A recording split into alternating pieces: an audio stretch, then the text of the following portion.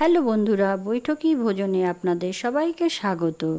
কিছু সিক্রেট মশলা দিয়ে আজ আমি মাটনের রেসিপিটা করেছি, আর যার জন্যেই মাটনটা দেখতেও খুব কালারফুল হয়েছে আর খেতে তো অবশ্যই ভালোই হয়েছে, আর তাই আপনাদের সাথে শেয়ার করছি।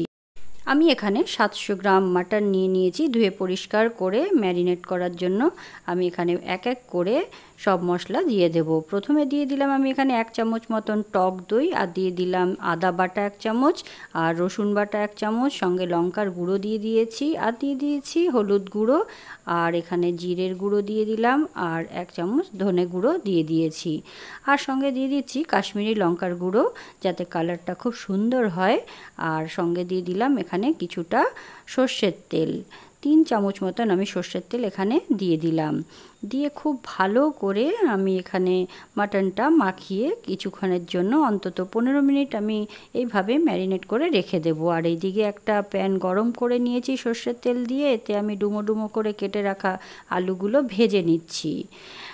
আলু যদি আপনারা খেতে না চান তাহলে আলু স্কিপ করতে পারেন, তবে আলুটা দিলে খেতে বেশ ভালোই লাগে। বাঙালিরা তো আলু খেতেই পছন্দ করে মাংসের সাথে, বিশেষ করে মাটনের সাথে, তাই এখানে আমি আলুগুলো ভেজে নিচ্ছি। আর দিয়ে দিলাম এর মধ্যে কালারের জন্য হলুদ গুঁড়ো আর সামান্য কাশ্মীরি লঙ্কার গুঁড়ো দিয়ে আলুগুলোকে ভেজে নিচ্ছি।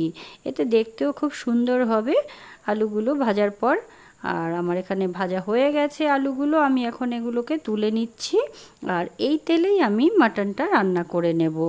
আমি এখানে আর তেলটা অ্যাড করলাম না, যেহেতু ম্যারিনেশনের সময় আমি তেল ব্যবহার করেছি। আর এখানে একটা দিয়ে দিয়েছি ফোড়নের জন্য 2টো তেজপাতা, আর দারচিনি, এলাচ আর লবঙ্গ ফোড়নে দিয়ে দিলাম। আর এখানে আমি 1.5 খানা মতন বড় সাইজের পেঁয়াজ কেটে রেখেছিলাম, সেই পেঁয়াজটা কুচিয়ে আমি এর মধ্যে দিয়ে দিচ্ছি। আর কিছুক্ষণ এইভাবে ভেজে নেব পেঁয়াজগুলোকে ভালো করে। পেঁয়াজের রঙটা হালকা ব্রাউন হয়ে এলে আমি এখানে 1 চামচ আদা রসুনের পেস্ট দিয়ে দিয়েছি। আমি ম্যারিনেটে আদা রসুনের পেস্ট দিয়েছি, আর এখানেও কিছুটা দিয়ে দিলাম। আর এইভাবে যখন কালারটা চেঞ্জ হয়ে আসবে তখন এর মধ্যে আমি টমেটো আর হাফ পেঁয়াজকে আমি পেস্ট করে নিয়েছি, সেটা এই মশলার মধ্যে দিয়ে দিয়েছি। একটা গোটা টমেটো নিয়েছিলাম আমি, দিয়ে এগুলোকে পেস্ট করে এর সাথে মিশিয়ে দিলাম, দিয়ে খুব ভালো করে কষিয়ে নিলাম আরও কিছুক্ষণ। তারপর এর মধ্যে আমি হলুদ গুঁড়ো আর লঙ্কার গুঁড়ো দিয়ে দিয়েছি। মশলাগুলো দেওয়ার পর সবগুলোকে একসাথে আরও একবার মিশিয়ে নেব। আর এই সময় গ্যাসের ফ্লেমটাকে লো করে মশলাগুলো কষাতে হবে। আর আমি এখানে দিয়ে দিলাম পরিমাণ মতো নুন, নুনটা দিয়ে আরও একবার সবগুলোকে মিশিয়ে নিচ্ছি এইভাবে। দেখুন তেলটা অনেকটাই ছেড়ে এসছে সাইডে।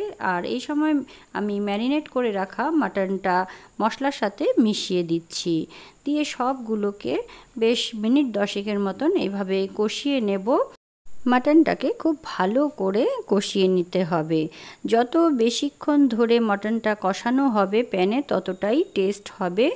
আর মশলাটা খুব ভালো করে মাটনের সাথে মিশে যাবে, প্রত্যেকটা মাংসের সাথেই মিশে যাবে, আর খেতেও বেশ ভালো লাগবে।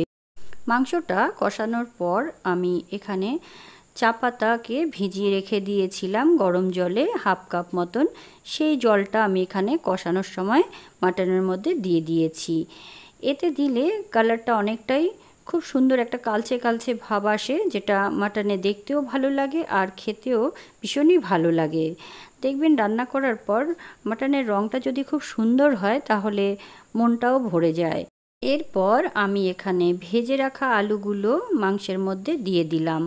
আর আমি এখানে গরম জল করে রেখেছিলাম প্রায় 2 কাপ মতন, সেই জলটা এর মধ্যে দিয়ে দিয়েছি। জলটা দিয়ে সবগুলোকে খুব ভালো করে একসাথে মিশিয়ে নেব।